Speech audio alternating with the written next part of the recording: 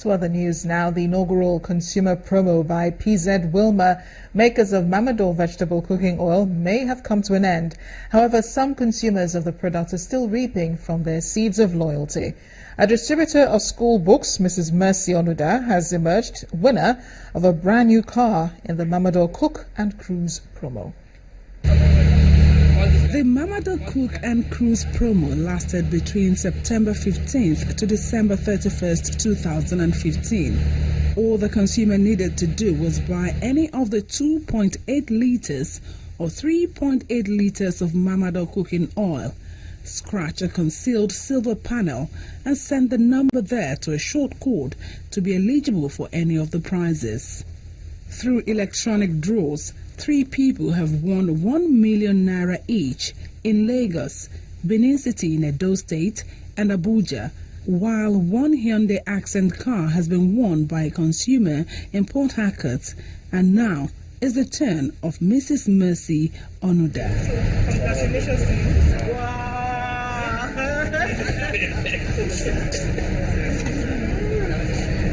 I bought Mamador during the November period for Christmas celebration.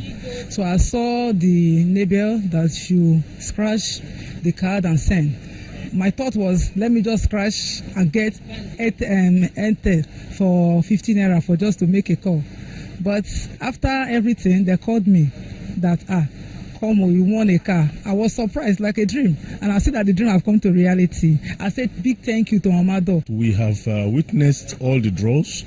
And we have seen all the prices. We have confirmed that the prices are genuine. And that is the most important thing for us because we are concerned more about the welfare of the consumer and his interest. It's been an exciting time for consumers of the brand. Mamador is close to the heart of the people because we believe that whatever you consume is close to your heart. And all the qualities, all the benefits of Mamador speak to that. And that's the only way you can make people, let them know that they are in your heart too as a brand.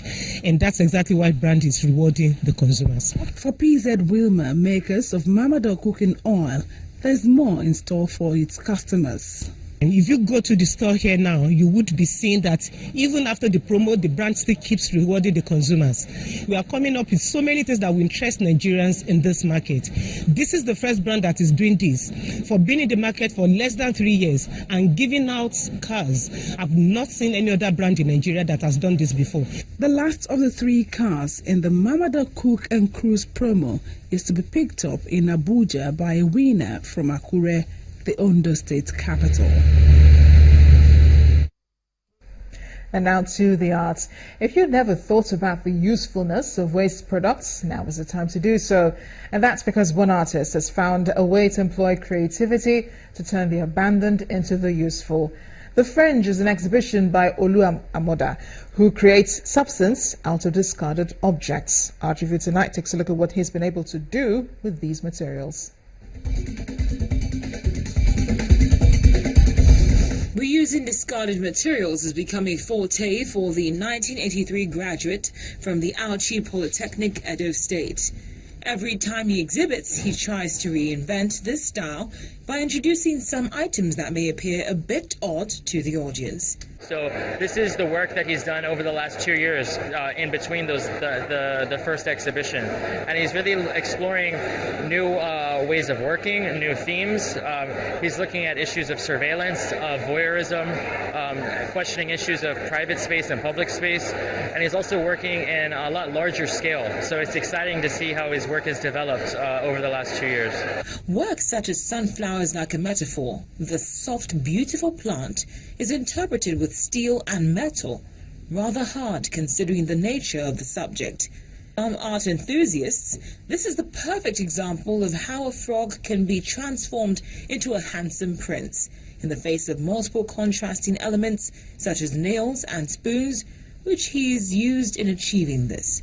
He's somebody, I think, whose work needs breathing room to be appreciated, and I felt like this was the perfect space for his artworks, and he agreed, so we've been working together ever since. The artist is not here to explain the complexities in the other works, while the curator does the honors.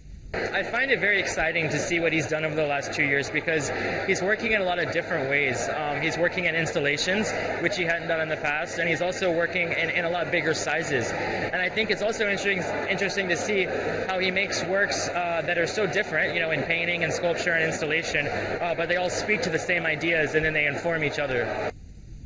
Amoda's work can be found in many local and international collections, including the Didi Museum in Lagos, Nigeria, and the New Ark Museum in the US, amongst others.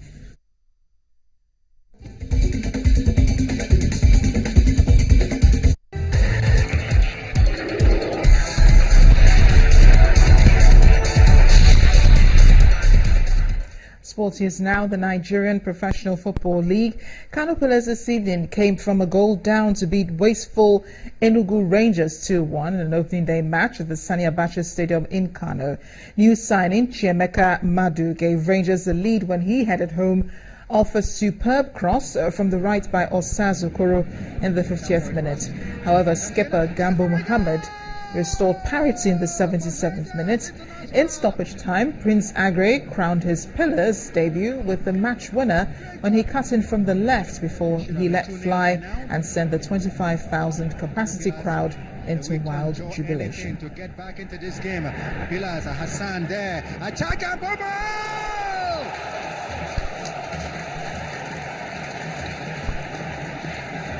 equalizer for Kano Pillars. I've not given him that all day, and I agree. It was a chance for Pillars, the last for today, and it's a goal for Pillars!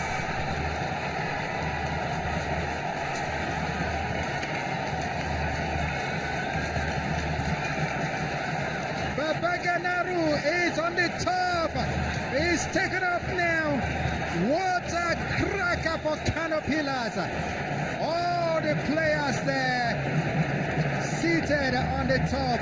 Great. At the death of time. Meanwhile, defending champions Enyimba Vaba this evening suffered opening day defeat in the Nigeria Professional Football League. A second-half free-kick goal by Frederick Obomet was all Rivers United needed to shoot down champions Enyimba at the Yakubu Gowon Stadium in Port Harcourt today. Lagos-based club side MFM-FC began their campaign in the top division on a winning note, beating Nasarawa United 2-1 away from home.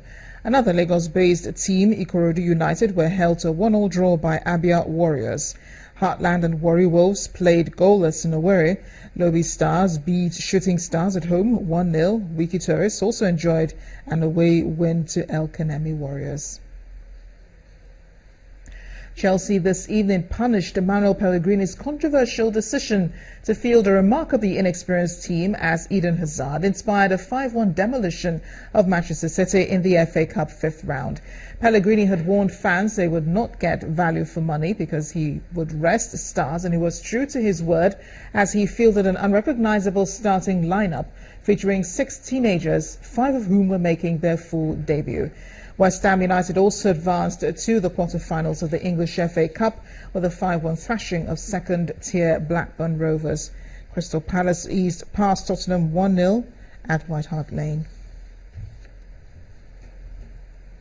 In tennis, world number 1 Novak Djokovic has vowed not to become overconfident as he seeks to extend a 15-match win streak at the Dubai Championships, which began from the 22nd. It continues to the 27th. It will be Djokovic's first tournament since sealing an 11th Grand Slam title at January's Australian Open.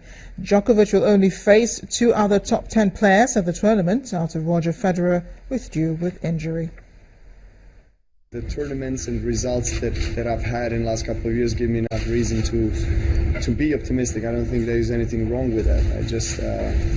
I try not to be overconfident again because I have lots of respect for other players, and I know that I'm not the only one who wants to be the best in the world.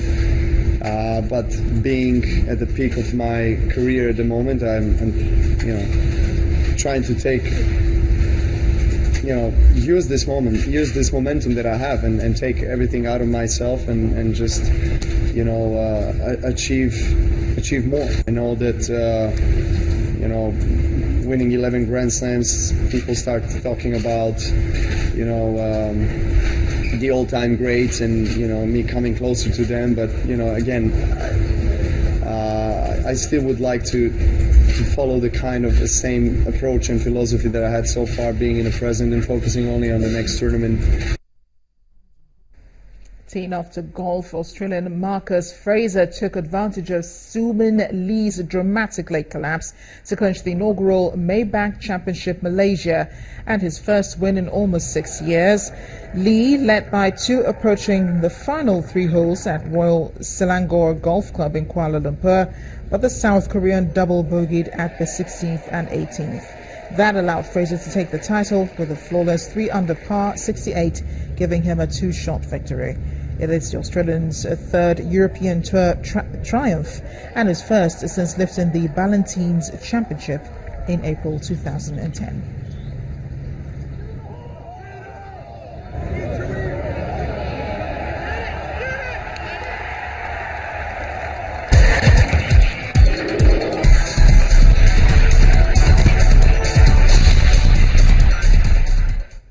Voters in vote counting has begun in Niger following today's presidential and parliamentary elections. President Mohamed Issoufou is seeking a second term in the West African nation. His main rival, Hima Amadou, is currently detained after he was accused of trafficking babies, a charge he denies. The run-up to the vote has been marred by accusations of repression and a row over identification documents. State authorities have announced that about 1.5 million people without identification papers will be able to cast their ballots by having witnesses vouch for them.